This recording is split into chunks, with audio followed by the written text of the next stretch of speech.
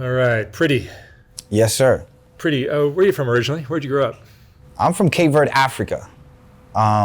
Most people have never heard of it. It's a small country, 10 islands, west coast of Africa. But then I immigrated to Boston when I was about 7 years old. So I would like to say that I grew up in Boston, but I'm still very tapped in with my culture, Cape Verde. You had mom and dad? I do. I'm very close with them. Mom got remarried when I was like 2, and dad's a rock and roll. He's in the U.S. or? Currently, right now, he's back home in Cape Verde. I think my dad has like probably 14 kids, and my mom has 3. But I'm close with both of them.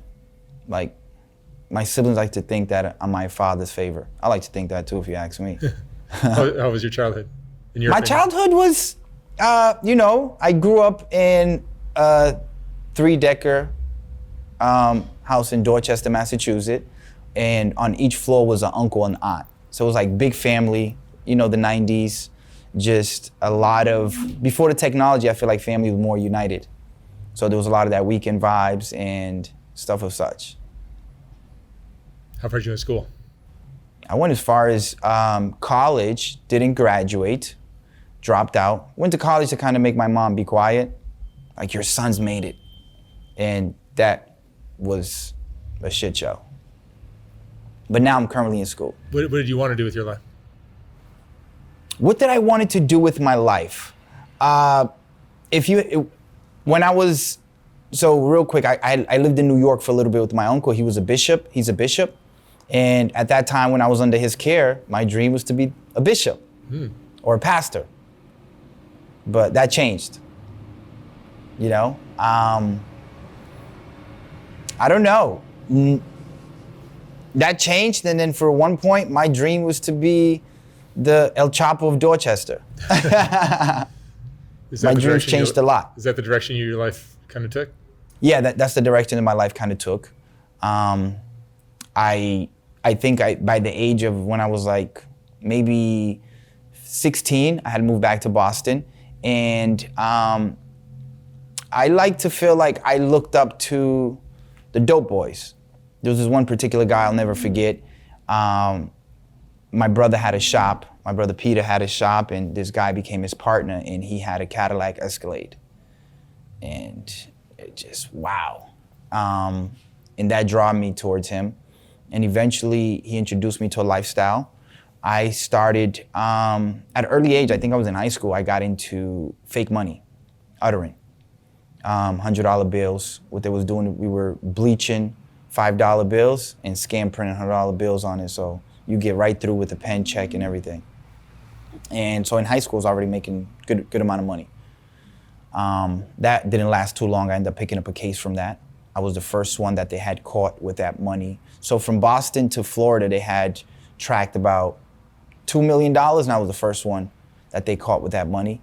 But I just went to buy some stuff at the store, and after I left, they tracked the plates of the car, and the girl that had rented me the car called me like, "What did you do?" I'm like, "What are you talking about?" The feds already had swarmed her mom's house. Her brother ended up getting locked up.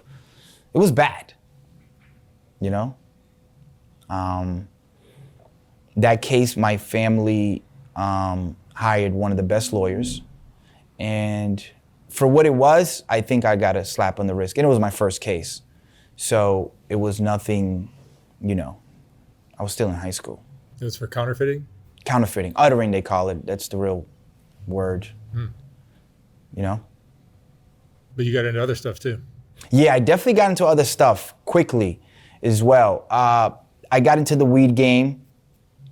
That went well for a while. And then little by little, I just always think big and big and bigger. And a good friend of mine, we'll call him T. T was going to Miami, and he said, let's take a drive out there. And we took a drive to Miami. Within a day, we ended up walking into some Cuban connects. And then now, at this point, we're trafficking marijuana and other type of drugs into Boston. It was 3 of us in the car. I was with 2 felon friends of mine, and I didn't have no license. I was not even an American citizen then, and we're on 95. 28 hours from Boston to Miami, pick up, drive back down. Now that I think about it, I was courageous because I could have faced deportation if I had got caught up. But you know, you're young, you have this dream, and the dream is to be this big, successful drug dealer.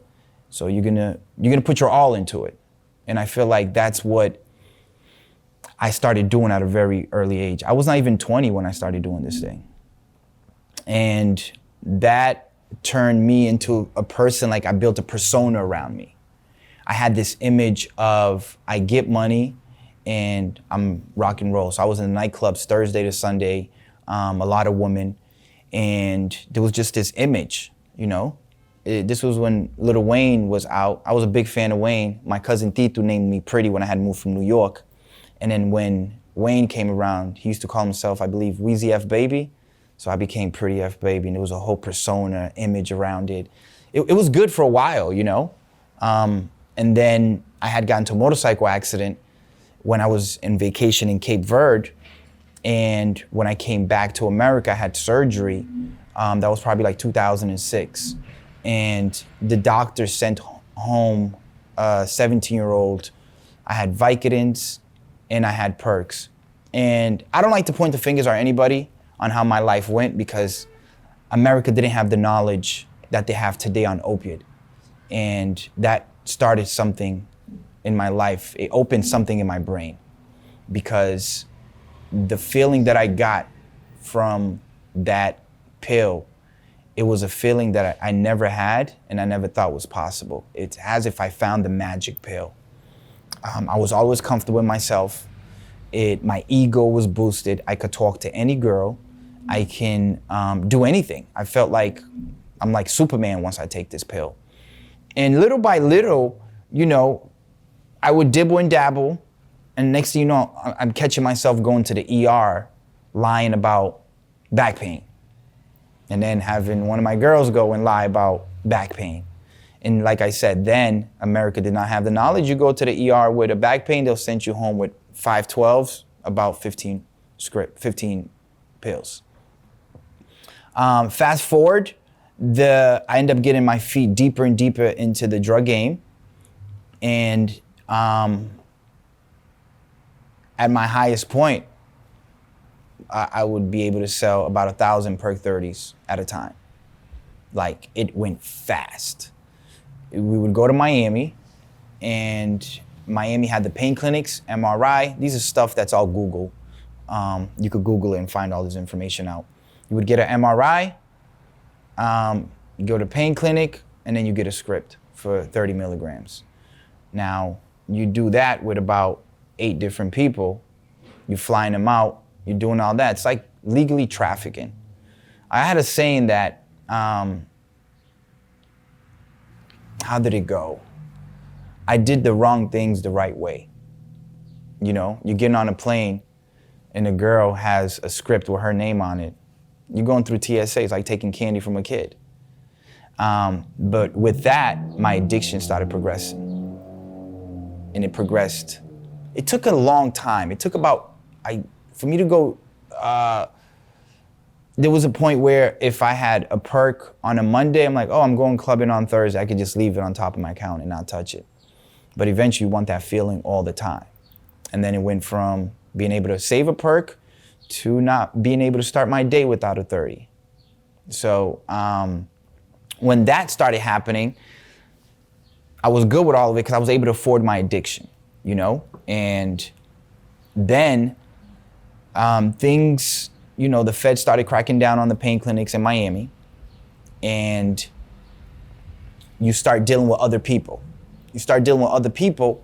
And I was getting packages, still getting the 30, the prices had went up, and still getting 30. And then one particular time, I had got a batch. The things looked funny, but whatever. When I took it, I started throwing up.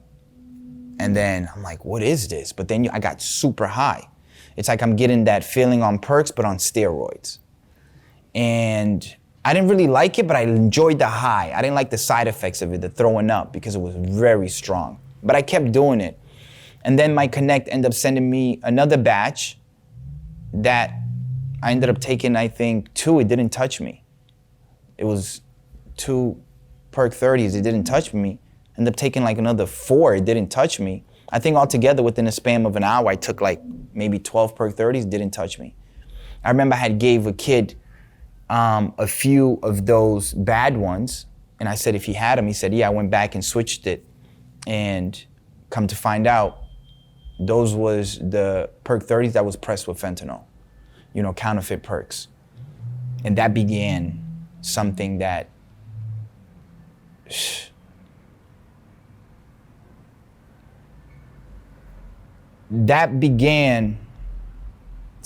made me lose my morals.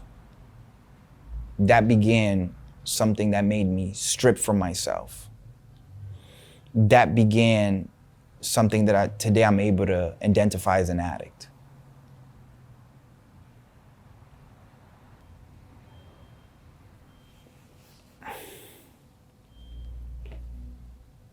That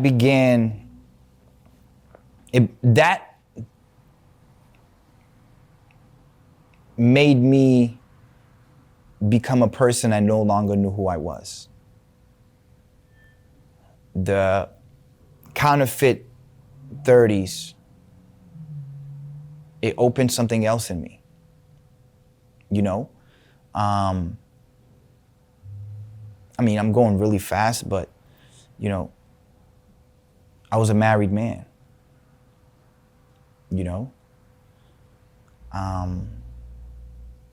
I was a man that always dressed well, very well spoken, very well known in the community, regardless of the lifestyle I lived and what I did for a living. But I was not like this big gangster dude or anything. I got money in the streets, I hung around with the gangsters, so I always kept a good image for myself. In Brockton, Massachusetts, I was friends with the mayor. I frequent restaurants in the Cape Verdean community that I knew everyone. The fentanyl stripped me from all of that. I am a divorced man today because of fentanyl. And the thing with fentanyl is so dangerous because you keep compromising. You keep going lower and lower and lower. I'm not an addict because I don't shoot it. I'm not an addict because I don't smoke it. I'm not an addict because I'm not stealing. I'm able to afford my high. So you just keep negotiating with yourself, almost, to kind of give yourself that reasoning for why you're doing the things you're doing. Towards the end, in my low point, I have an uncle, Chalet, and he was the one person that no matter what, you have those family members that they're not knowledgeable with addiction, so they become an enabler unintentionally. This is what this uncle was to me. Towards the end, he was the one person that was housing me. I didn't become homeless in the streets, per se, because of my family's ego. What is the people gonna say? But I was a homeless man. I didn't have a place of my own. And that one person that was housing me, at this point, I used to smoke cigarettes. He would buy me a pack of cigarettes every day. Because of my addiction with fentanyl, I started stealing from him to get my fix. So all those things that I said I wouldn't be, little by little, I ended up opening that side of me. And you get to this low point in your life that when you look back at the lifestyle that I had made for myself, the name I had made for myself, and you look back and you ask yourself, how did I get here? It's so much easier looking on the outside, like it was the doctor's fault, or it was the Connect's fault, or it's these people's fault. I don't know whose fault it was. I really don't. I just know that I wanted help and I didn't know how to get out. I became suicidal because of fentanyl. And I was a person that enjoyed life. I was life of the party. I was a person that traveled. I go back home to my country, Cape Verde, and I'm life of the party. I'm a people person. That magic thing that I talk about that I got from the perks, it made me more sociable. So, fentanyl made me isolate. It gave me that same feeling that I would get from a perks, but on steroid. But it came with a hefty price. In my deepest addiction, I didn't take showers for 4, 5, maybe 6 days. I'm the type of person you couldn't pay me enough to drink from someone's cup that they already drank on. I didn't shower for like days. I no longer cared about the way I looked. The best way I could put it, I became a slave to fentanyl. And when my master called, I answered. I didn't care at what cost.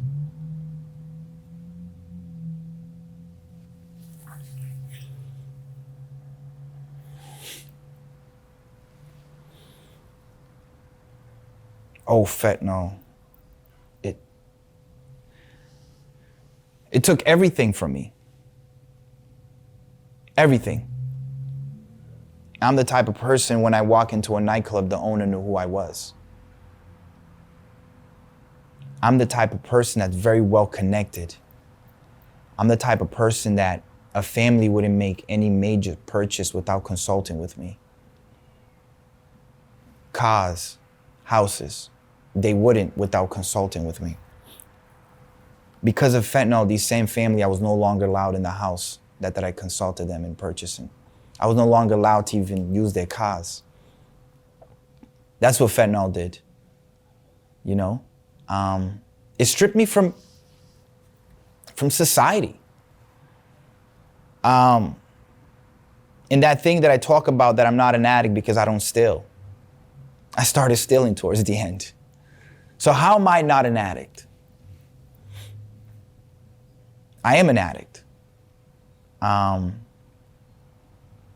Because my behaviors, my morals was done for. I've overdosed over 3 times from fentanyl. I remember one particular time my mother was trying to help me.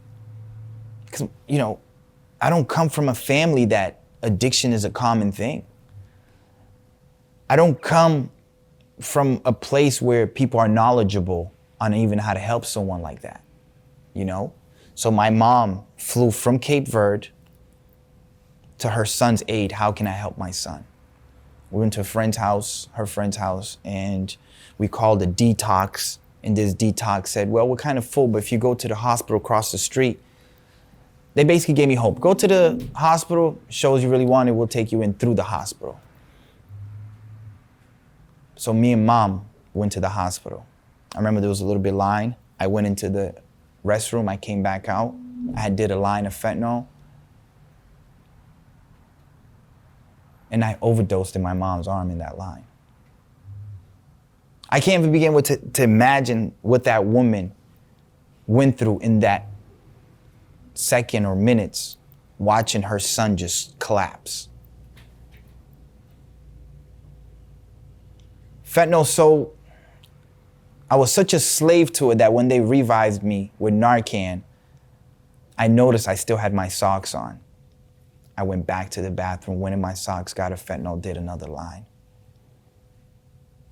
You see, I was the type that I attempted to stop. But I'm the type of addict that when I start, I can't stop. And if I stop, I couldn't stay stopped. That's the type of person I became because of my addiction.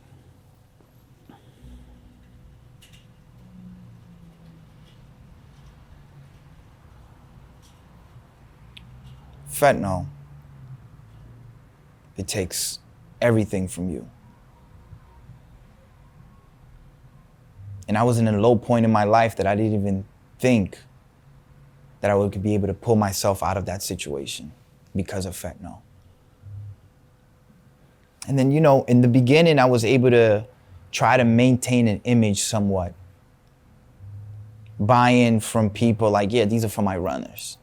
You know, these are for whatever. And then it went from me being able to buy 200 grams to, at that low point, 2.5 grams. The type of drug dealer I was, people knew that I'm not buying no 2.5 grams for one of my runners.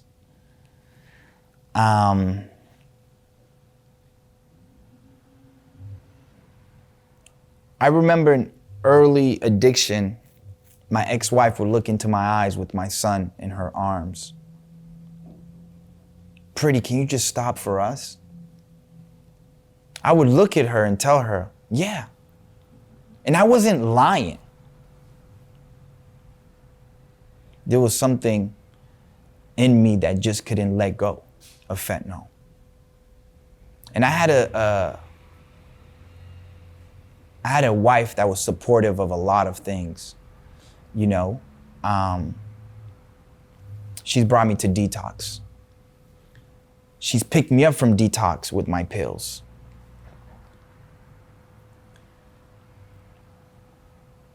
But that's not what she signed up for. When she noticed that I'm keep going lower and lower, I wasn't giving her any hope. She finally said she was done.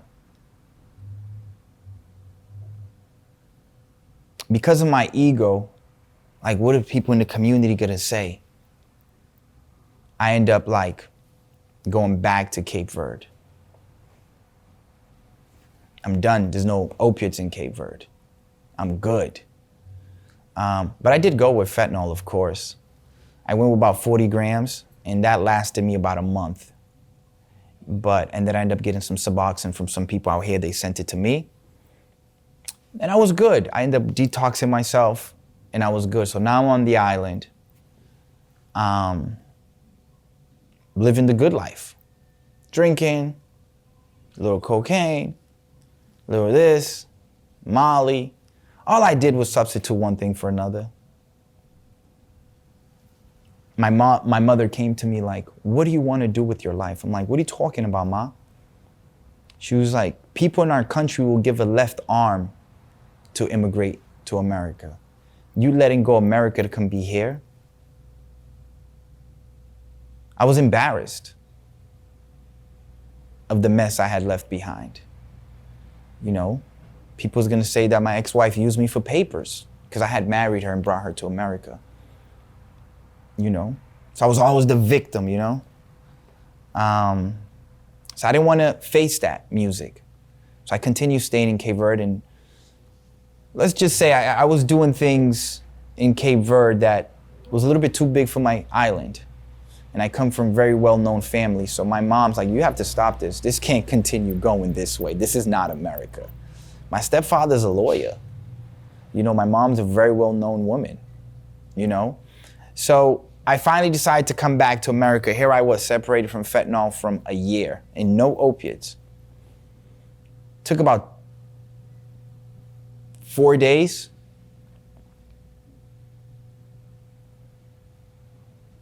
I did a fake perk, of course with fentanyl in it, and a Xanax. After I had sniffed cocaine the whole night, the way my mind worked, it's like the only reason I did that cocaine because I'm gonna have a reason to have to come down. That reason is my weakness, fentanyl. I went out after I did that Perk 30, well, the fentanyl pill and the Xanax. I was with my friend, my childhood best friend, June. He didn't know what was going on. He doesn't understand that thing. For him, I was just sleeping. And then he started smacking me. He noticed that I'm not sleeping. And he panicked, tried to wake me up, couldn't wake up. He carried me from the second floor apartment and put me in the car and drove me to Boston Medical Center.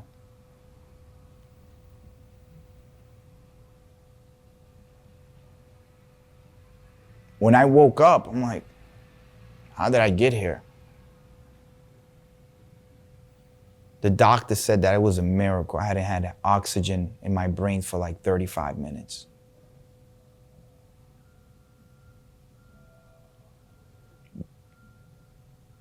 Family members calling, what's going on?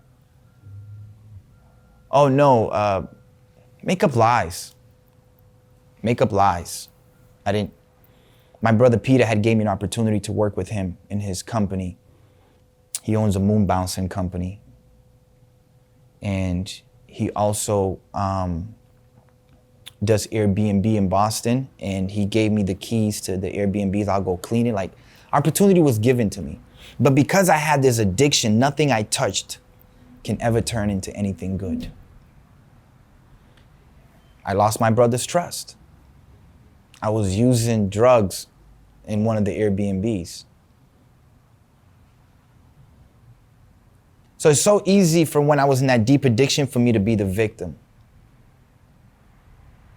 But I was never the victim because my family all tried and tried and tried. You know? And then you would think that it's because someone comes from a broken home that they ended up on drugs, or they didn't have the support or the trauma. Yeah, that could be it because they might be escaping from that. I don't have the answers to why. Because how was some kid brought up in a home, grandparents in the house, that 90s love, you know? A lot of people coming over, ended up here. So I don't like to point the fingers. Because my uncle always taught me that when you point the fingers, you have three pointing back at you. But in my addiction, I pointed my whole hands because I was the victim.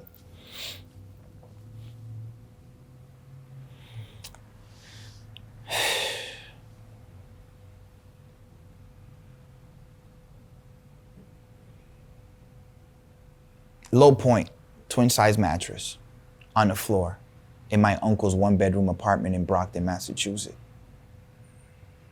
Stealing money from him to get a fix. Not taking a shower. Not able to afford cigarettes. My uncle, Bishop Angelo, came from New York. This is during COVID. It was kind of weird for you to see people come visit you. Like, what are you doing here? Like, everyone was the enemy. He sat me down. He said, I can't watch you throw your life away like this anymore. God has a plan for you. He's like, I spoke to some people in Phoenix, Arizona. There's a program there. You go there for a year. I was willing to do anything at this point. I took that. When I went to Phoenix, Arizona, the program was not a good fit for me. My childhood best friend that I mentioned earlier, June Freedom, he lives in California. And, you know, being an addict, I know how to manipulate. Coming from the lifestyle I've come from, I know how to maneuver and get people to think what I want them to think. And I called him, I said, my family sent me to this place, it's a cult, this, that, and the third. He's like, bro, you're not an addict like those people. I said, you're right, I'm not an addict like those people. He's like, you don't need rehab. I said, I don't. He said, you are an hour flight from California. He's like, you are a hustler. You will stay with me for 3 days and you'll figure it out. I am a hustler. Because of fentanyl, I didn't have no more hustle in me.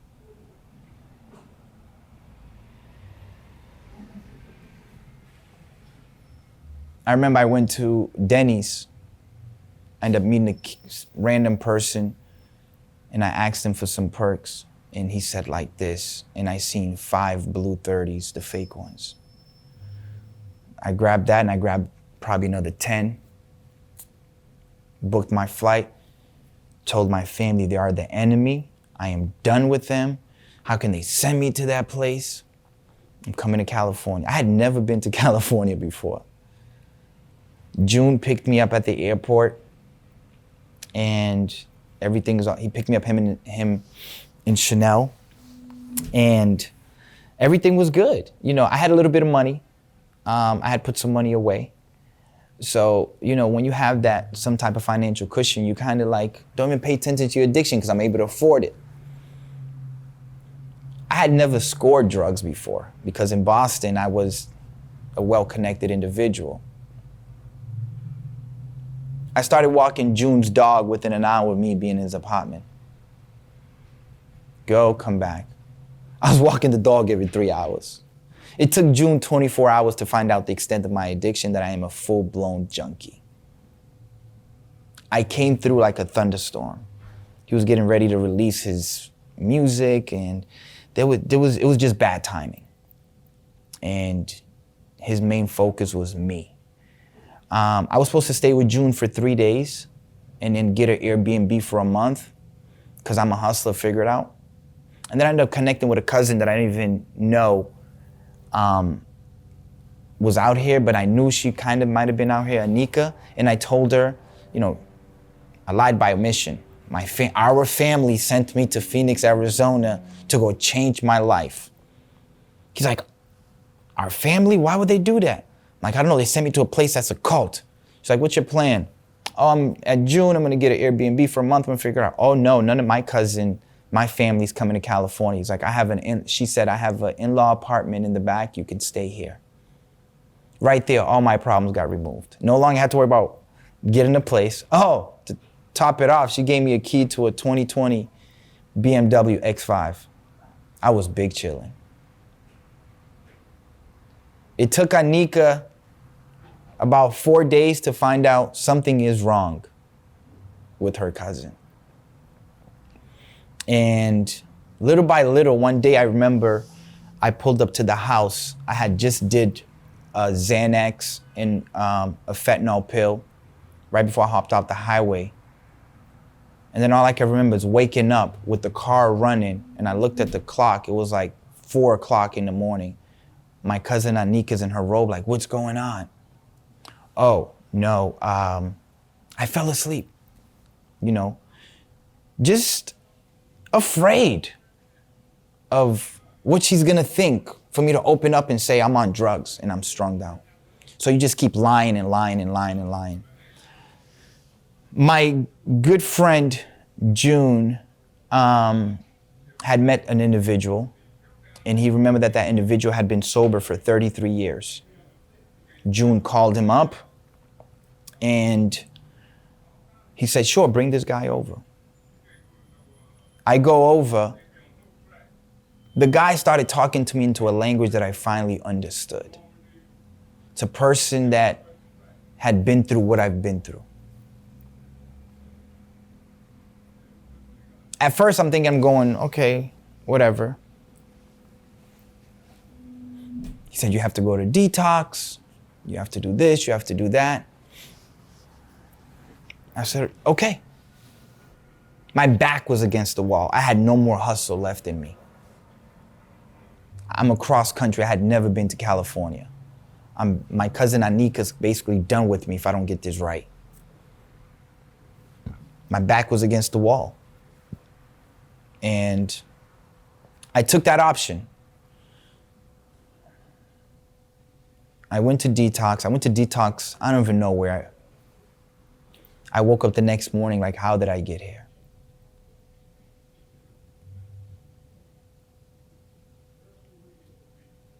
Fentanyl withdrawal. I don't wish it upon my worst enemy. Diarrhea, nauseous. You don't want to eat. You want to crawl out of your skin. And all you could think of, that there is something out there that can fix this like this. That's all you could think of. No matter what the nurses is telling you, honey, it's going to be okay. You just know that there's something there, out there, which is fentanyl, that can make all that disappear. I managed to thug it out. And then I went to the rehab that my mentor, the guy, he ended up actually being my mentor today, that June Freedom brought me to. Gil suggested I go. I went to a place called Chabad in Miracle Mile. But I was always used to doing things my way. I had some challenges as a client at Chabad the first 2 months. It's a 3-month program.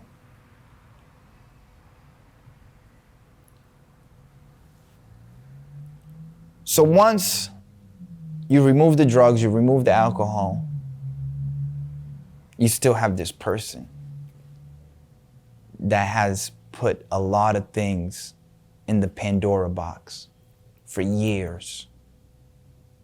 Now all these feelings, emotions is coming up. My family is not talking to me because I left the place that they sent me to go get saved. My mother's in Cape Verde, Africa. I'm across country. So I have all these feelings coming up. And I have to deal with these feelings. And the one way I know how to deal with these feelings is that magic pill. But that was no longer an option, at least then, because I had a bird's eye view of my life when I was in rehab. I see it clearly where and how I ended up where I ended up at. And it's something I didn't want to go back to. How do you go from being the most popular kid in high school? What did 50 Cent say? Damn, homie, in high school you was the man, homie. What happened to you, homie? Fentanyl made me feel like that line was written for me.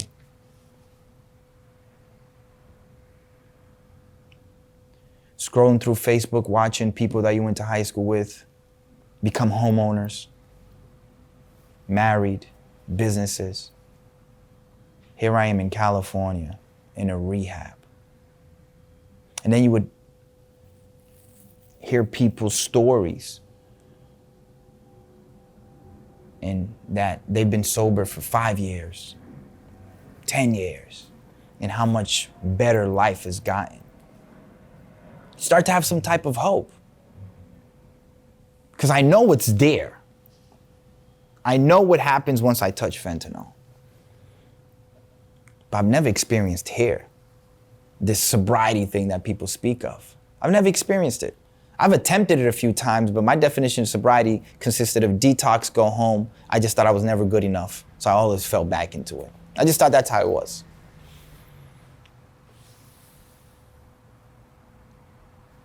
Looking back,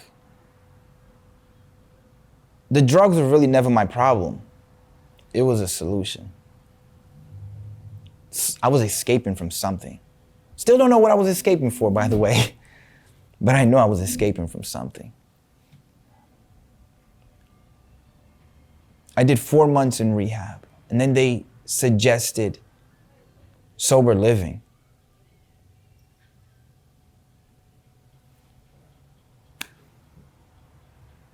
I went to sober living. What is it? I didn't know. You have curfew, you go to work, you do this, you do that, you UA for them. Looking back, it's teaching me how to live again and live a normal life. It's something that I didn't know what it was. A normal life. Normal life is get money, travel, beautiful woman. Normal life today is completely different than what I thought normal life was.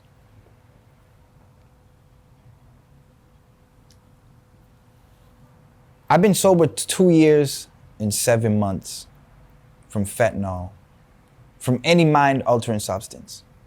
Thoroughly sober.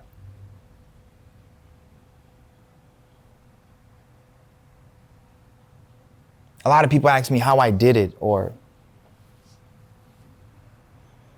because those that either have family or personally are affected by fentanyl knows it's nothing easy. So they're always interested in how I did it. Because of fentanyl, whatever I touched led to destruction. My ways of doing things led to destruction. Doesn't matter what I touched. I attempted to live a legitimate life back in December 2019. I ended up manipulating my Indeed application. I ended up getting a job as the account general manager at Logan International Airport. When I throw on that suit, I'm a dangerous individual. I oversaw over 100 employees. Because of my addiction, that was stripped from me within like a month and a half. So it didn't matter what I touched. It all was equal to nothing. I'm across country. I don't got a family I can like go on their couch. My back was against the wall. I started taking direction. I finally came to the conclusion that my way would never work. I live a lifestyle that I never began to imagine. You tell someone, what would you want your life to look like? How would you want your house? What kind of car you would want? They'll say, oh, I want a mansion with a pool.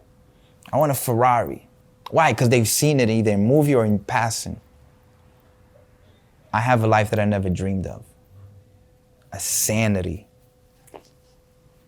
That's what I mean. Not the materialistic stuff. The peace of mind. When I lay my head down on the pillow, I pray and yallah, I'm good. I could be able to fall asleep. I didn't have that, I think, since I lived in New York with my uncle. Maybe when I was like 14 was the last time I had that. My mind, it was like Jackie Chan and Bruce Lee was always playing, fighting up there. Because of sobriety, I have that. Fentanyl has brought me to places I wouldn't even go without a pistol. Sobriety has brought me to places I never even dreamed of. I work in the industry now. I freelance. I do intensive therapeutic session in different rehabs, different IOPs, different detoxes.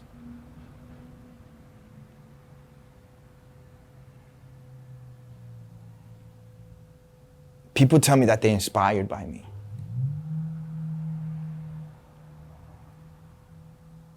The life I dreamed of, to be the El Chapo of Dorchester, people looked up to me for all the wrong reason.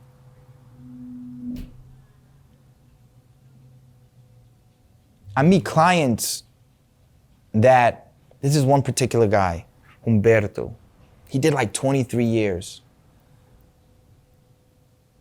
in jail. He was a pretty high-ranking guy in a gang in jail. When I met him in detox, because of the drugs, he couldn't stay up for more than 15 seconds without falling asleep. I believe he was on meth. Little by little, I started seeing this individual get better and better. And when I go into my session, I tell my clients, there's no difference between you and I. I really mean that. I am them, they are me. And this individual today, 8 months sober, works in rehab. That's how I do it. I stay with those type of people. Their story, they tell me that my story inspired them. Watching their growth inspired me to continue going.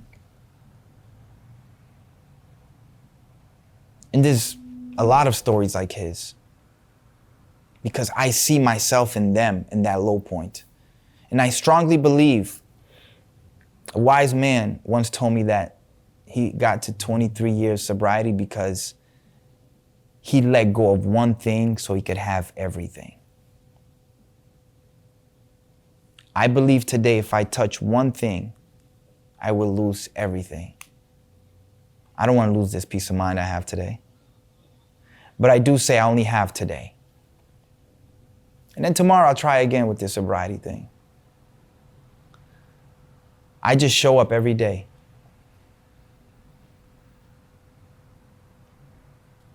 My mother hadn't seen me for about 3 years.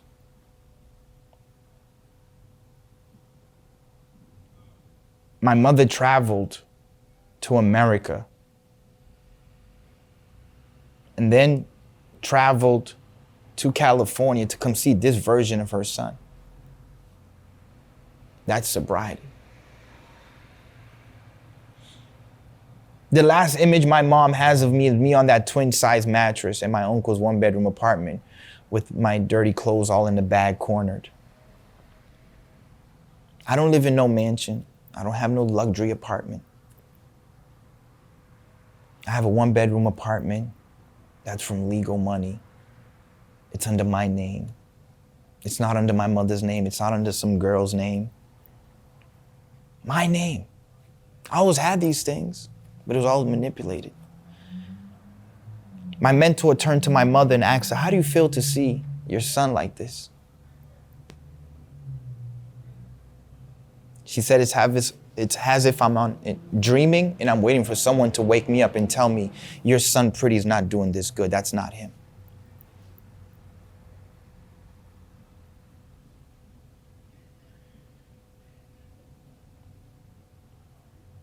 I am a parent, but I will never understand how it is to love like a mother does. I wouldn't know what it is to hurt like a mother hurt when they see their loved ones going through that and they cannot help them. I don't know how my mother slept that night, knowing that I was living the way I was living. I call my mother now every day. My mom's my best friend. My darkest secret is with that woman. I haven't gone back to Cape Verde yet since sobriety.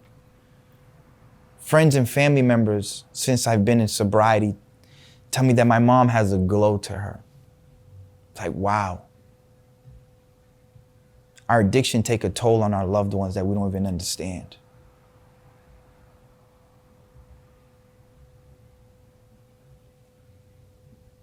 Like,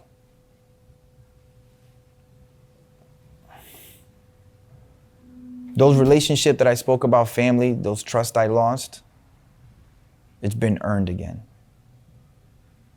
When I go back home to Boston, it's a fight which one of them is gonna host me, which one of them is gonna give me their car keys.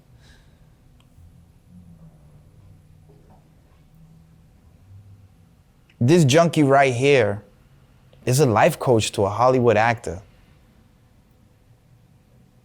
And the guy's not even an addict. It's funny how me and Brandon met. His name is Brandon T. Jackson. We was in a parking lot. He comes up to me. He's like, hey, you look like Nipsey Hussle. I'm like, you look like Brandon T. Jackson. He said, I am Brandon T. Jackson. And that's what started a relationship. To where I wasn't sober living then. He saw my growth little by little. To where he was inspired by it. He said, I want what you have. I'm like, what is that? He's like, the discipline. I'm in college to get my KDAC.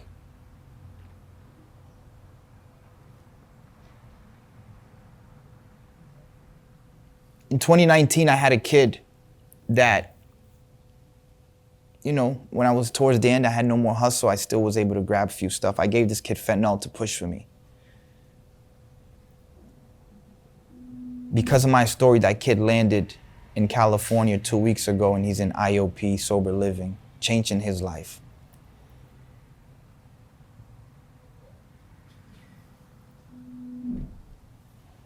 And I could continue going on and on about the testimonies of sobriety. There's an individual, a good friend of mine, we got high together, Wellington. Because of my story, he says I inspire him somehow.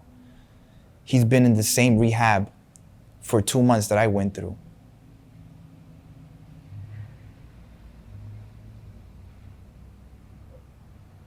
I guess my uncle was right. God did have a plan for me when he went to go visit me. A wise man, John, once told me, if you've never been a mess, you don't have any message. You do know I have been a mess from the stories I've told you. Because of sobriety, I do have a message. My message is if I can do it, you can as well. You are not alone. I know that feeling. Letting go of your morals. Waking up sick as a dog, hopeless. Having to go steal for that next fix. I've been there. You are not alone. I don't have the answers to all the drug problems, but I do know there's a solution. Pick up that phone, call. I don't know, there's detoxes everywhere. Start with that and just know that your ways does not work. Take direction from someone else.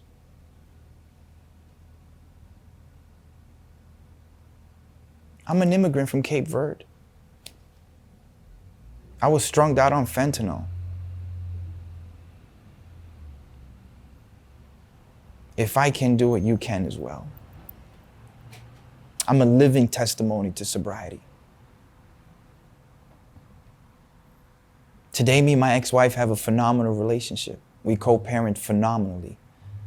That's the one woman in my addiction I wanted to hit her with a car.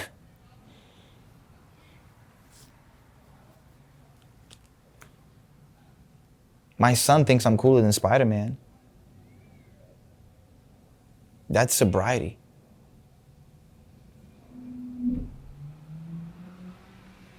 I'll end with that. You are not alone. Love is love. Thank you. Magnificent.